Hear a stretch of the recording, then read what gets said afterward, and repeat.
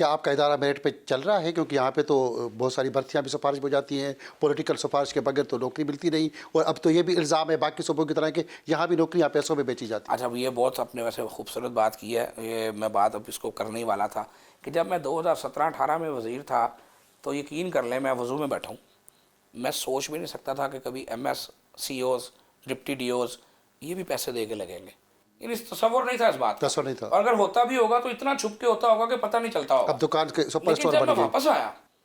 جب میں 4-5 سال کے اللہ کے ولیوں کی حکومت گزارنے کے بعد واپس آیا، جو نیک اور پاک باز لوگ اس ملک میں تھے،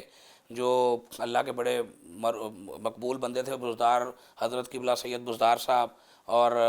سیدہ فرح گوگی صاحبہ اور اسی طرح کے بہت سارے لوگ، اور جب ان کے دور کے بعد میں واپس آیا تو میں حیران اور پریشان رہ گیا کہ لوگوں کے ڈرائیور ہاتھوں میں کیش پیسے پکڑ کے بندے ڈھونڈتے پھرتے تھے کہ میرے صاحب کو کوئی پوسٹنگ مل جائے، ڈرائیور پوسٹنگ لگوا میرے رہے تھے۔ صاحب کو کوئی پوسٹنگ مل جائے۔ اتنا کرپشن کا کلچر اس پروان چڑھ گیا کہ مجھے سمجھ نہ آئے کہ میں کروں کیا، اور جب ہم نے سرچ کمیٹی بنائی اور ہم آپ نے نے پیسے نہیں پکڑے؟ سی اوز اور آپ نے ایم ایس، پیسے نہیں پکڑے خود نہیں پہ؟ میں نے اللہ معاف کرے پیسے کا کرنے، مجھ پہ اللہ کا ویسے ہی بڑا فضل ہے۔ میڈیکل کے ہیلتھ کے ڈپارٹمنٹ کے اربوں روپے کی جو پیسے ہڑپ ہو جاتے ہیں، ابھی بھی بہت سارے اربوں روپے ہیلتھ کے پنجاب کے ہڑپ ہو گئے، تو آپ کو کچھ شیئر ملا یا سب کچھ آپ کو اللہ نے آپ کو دیا ہے؟ میں آپ کی ہر بات کا جواب دوں گا، آپ تسلی رکھیں، آپ کے ویورز کو آپ کے ذریعے سے کھری بات کریے، سمجھانا ہے۔ کھری بات ہوگی، کھلی بات ہوگی، اور کوئی بات بیچ میں نہیں رکھیں گے۔ تو جب میں واپس آیا تو میں نے یہ سما دیکھا تو میں نے کہا یار سرچ کمیٹی بنا دو، سرچ کمیٹی میں 11-12 لوگ ڈال دو، کم از کم